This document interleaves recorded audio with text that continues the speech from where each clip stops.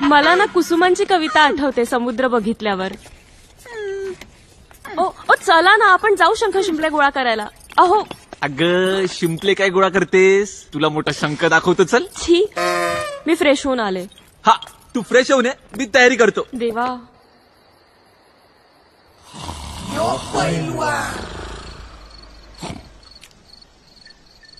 आईला हा पिट्या झोपला काय आज जाऊन?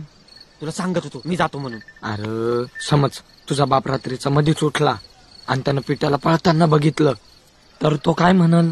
चोर आहे, जाऊ दे. पण तू गेला असता आणि तू सापडला असता तर त्यांनी तुला हाणला असता. का?